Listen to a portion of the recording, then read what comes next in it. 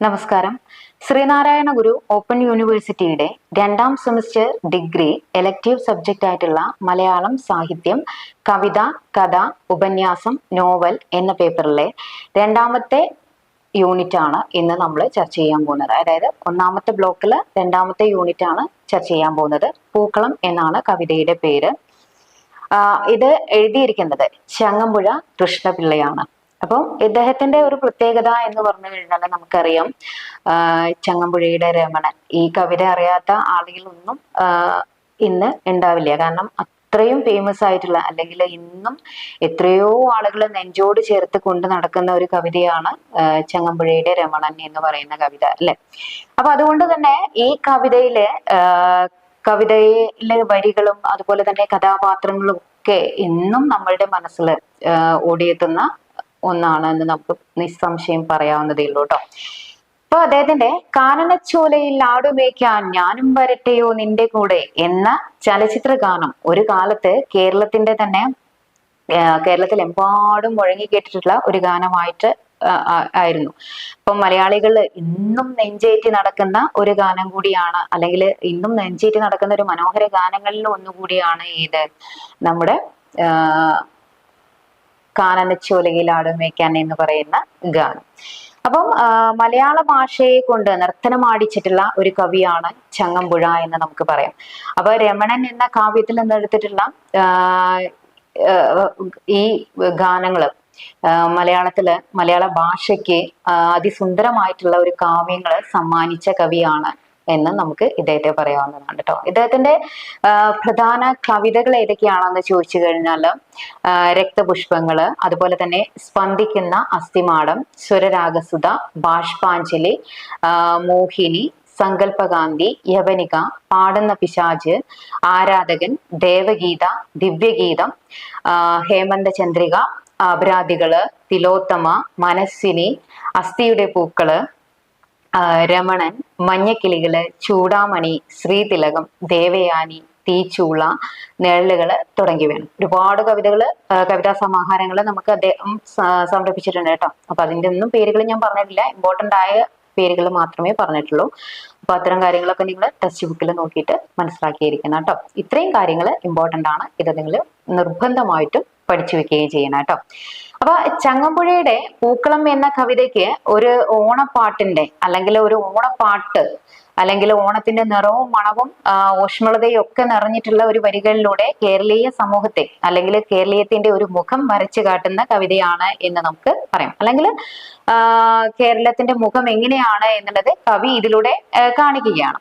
അപ്പൊ കുഞ്ഞുങ്ങളുടെ ഉത്സാഹത്തിൽ നിന്നാണ് ഓണക്കാലത്തെ കണ്ടെടുക്കുന്നത് എന്നാണ്, അവരുടെ നിർമ്മലമായിട്ടുള്ള ചിരിയിൽ നിന്നാണ് ഓണത്തിന്റെ സന്തോഷം ആരംഭിക്കുന്നത് എന്നും കവി പറയുന്നുണ്ട്, അല്ലെ? അപ്പൊ അതിലെ വരികളിലേക്ക് നമ്മൾ കടക്കുകയാണെന്നുണ്ടെങ്കിൽ 1ാമത്തെ വരികൾ നോക്കാം. സുപ്രഭാതത്തിന്റെ മിന്നിയെങ്കിൽ എന്ന് വരെയുള്ള വരികളാണ് കേട്ടോ. സുപ്രഭാതത്തിന്റെ എന്ന് തുടങ്ങുന്ന ലാസ്റ്റ് മിന്നിയെങ്കിൽ എന്ന് അവസാനിക്കുന്ന വരികളില് അതിന്റെ ആശയം നോക്കുകയാണെന്നുണ്ടെങ്കിൽ, അതിരാവിലെ പനിനീർ പൂക്കൾ വിരിയുന്ന നേരത്ത് സുന്ദര സ്വപ്നങ്ങൾ കണ്ട് ഉറങ്ങിയിരുന്ന കവി ഓമന പൈതൽ വിളിച്ചുണർത്തിയതുപോലെ, അല്ലെങ്കിൽ കുഞ്ഞിന്റെ ഇളം ചുണ്ടിൽ ഉത്സവത്തിമർപ്പിന്റെ സ്വപ്നം വിടർന്നിട്ടുണ്ടായിരുന്നു എന്നാണ് പറയുന്നത്. കവിയുടെ കണ്ണുകൾക്ക് എന്നും ഉത്സവമായിരുന്നു. ആ ഓമനയുടെ കൈകളിൽ പൂക്കൾ കൂടെയുമായിട്ടുള്ള എന്താ പറയാ, ആ കുഞ്ഞിന്റെ നിൽപ്പ് കണ്ടപ്പോൾ കവിയെ പുണർന്ന കാവ്യദേവത എന്നെന്നും കൂടെ ഉണ്ടായിരുന്നെങ്കിൽ എന്ന് കവി ആഗ്രഹിക്കുകയാണ്. അപ്പൊ ഓണക്കാഴ്ചകൾ കണ്ട് സന്തോഷവാനായിട്ടുള്ള കവിയുടെ ആലോചനയാണ് ഇവിടെ വർണ്ണിച്ചിരിക്കുന്നത് എന്നുള്ളതാണ്. അപ്പൊ ഓണക്കാലത്ത് കാണുന്ന ഓരോ കാഴ്ചകളും കവി എന്ത് ചെയ്യുന്നുണ്ട്, വളരെ മനോഹരമായിട്ട് തന്നെ ഇതില് വർണ്ണിച്ചിരിക്കുന്നുണ്ട് കേട്ടോ. 2ാമത്തെ വരികളിലേക്ക് നോക്കുകയാണെങ്കിൽ, വാരൊളി വെൺ തെളിഞ്ഞു മിന്നി, അതുപോലെ തന്നെ പാടുമാനന്ദങ്ങൾ എന്ന പോലെ തുടങ്ങുന്ന വരികളാണ് കേട്ടോ. അപ്പൊ ഈ ഗ്രാമത്തിൽ എങ്ങും എന്താണ് ഒരു ഉത്സവ പ്രതീതിയായിട്ട് ഉദയകിരണങ്ങള് എന്താ പറയാ മാല പോലെ ചൂടിക്കൊണ്ട് ആകാശം തെളിഞ്ഞു നിൽക്കുകയാണ്. അരുവികള് കളകളം പാടിക്കൊണ്ട് ഇങ്ങനെ എല്ലായിടത്തും പൂക്കൾ നിറഞ്ഞ് നിൽക്കുകയാണ്. അതുപോലെ തന്നെ പുൽനാമ്പുകള് ഉന്മേഷത്തോടെ തല ഉയർത്തിയിട്ട് ലോകത്തെ ആഗമനം വീക്ഷിക്കുകയാണ് എന്നാ പറഞ്ഞത്. ആനന്ദത്തില് പുഞ്ചിരിച്ചുകൊണ്ട് തലയാട്ടി നിൽക്കുകയാണ് ഭൂമി. അതായത് വളരെ മനോഹരമായിട്ടാണ് ഇവിടെ കവി പറഞ്ഞിരിക്കുന്നത് അല്ലെ. എന്താണ്? കളകളം പാടി ഒഴുകുന്ന അരുവികള്, അതോടൊപ്പം തന്നെ അതിന്റെ കരകളിലൊക്കെ പൂക്കൾ നിർത്തിയിട്ട്, അതായത് ഓണക്കാലമായി കഴിഞ്ഞാൽ എല്ലാ ചെടികളും പൂക്കും അല്ലെ. പൂക്കാത്ത ചെടികൾ ഉണ്ടാവില്ല. അപ്പൊ അങ്ങനെ പൂവിട്ട് നിരനിരയായിട്ട് നിൽക്കുന്ന പൂച്ചെടികള്, അതോടൊപ്പം തന്നെ എന്താണ്, പുൽനാമ്പുകള് തല ഉയർത്തി ഉന്മേഷത്തോട് കൂടിയിട്ട് നിൽക്കുകയാണെന്നാ പറഞ്ഞത്.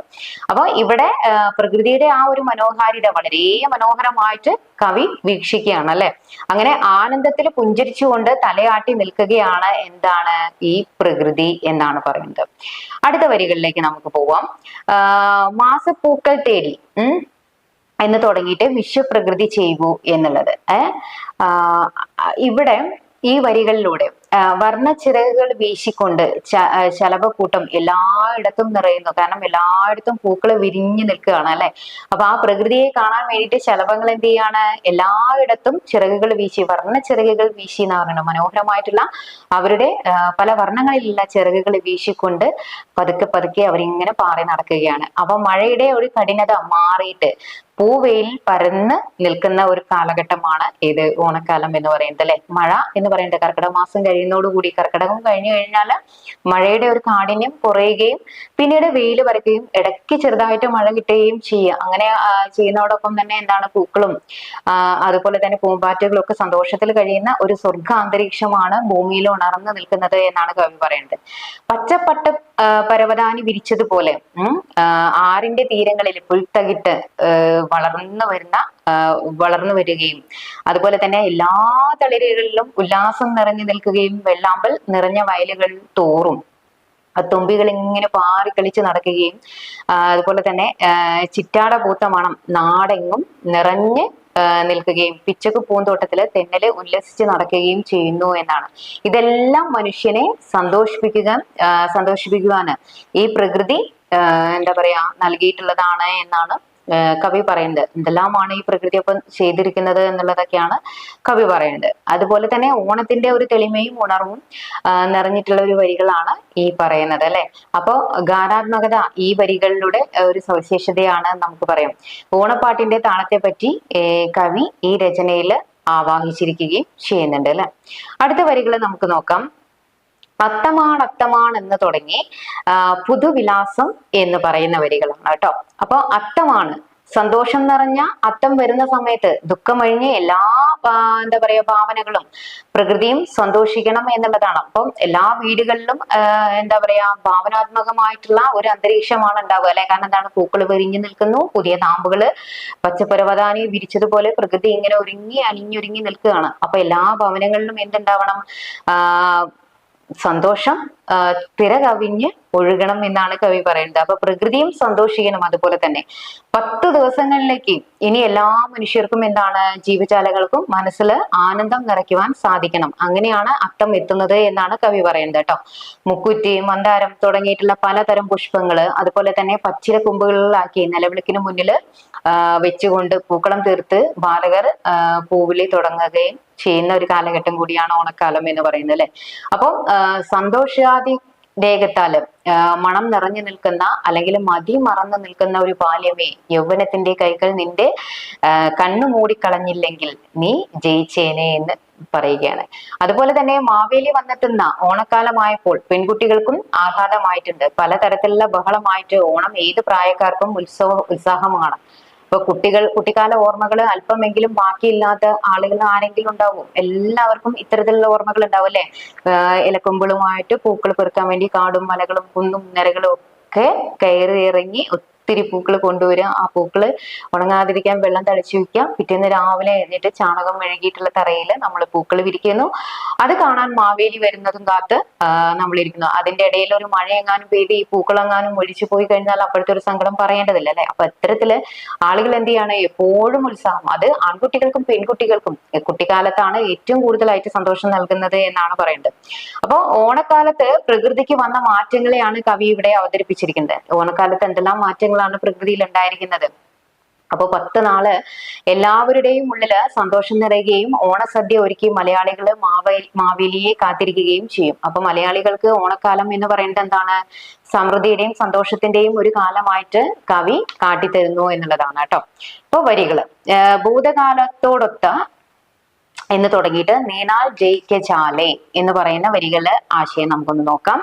അതായത് മുറ്റത്തെ പൂക്കളങ്ങൾ കാണുമ്പോൾ ഇത്തരം പലവിധ ചിന്തകളില് മനസ്സ് വ്യാപരിക്കുകയാണ്. അതായത് ഇന്ന കാലത്ത് ഓണം എന്ന് പറയുന്നത് എന്താണ് നോക്കുന്ന സമയത്ത് അല്ലെങ്കിൽ കവിയുടെ മനസ്സിലേക്ക് വരുന്നത് പണ്ട് കാലത്തെ ഓണക്കാലമാണ് എന്നുള്ളതാണ്. അതായത് മുറ്റത്തെ ഒരു പൂക്കളം കാണുന്ന സമയത്ത് പണ്ട് കാലത്ത് കഴിഞ്ഞിരുന്ന ഓരോ കാര്യങ്ങളും കവിയുടെ മനസ്സിലേക്ക് വരികയാണ്. അപ്പൊ ഇത്തരം ചിന്തകളില് കേരളീയ മഹാൻ വീരന്മാര് അവരുടെ ആഘോഷമായിട്ടാണ് ഓണത്തെ കണ്ടിരുന്നത്. അപ്പൊ ഓണത്തല്ലിൽ ജയിക്കുന്ന വീരന്മാരോടൊപ്പം വില്ലടിപ്പാട്ട് നടത്തുന്ന ഒരു ദിനം കൂടിയായിട്ട് ഓണം മാറിയിരുന്നു എന്നുള്ളതാണ്.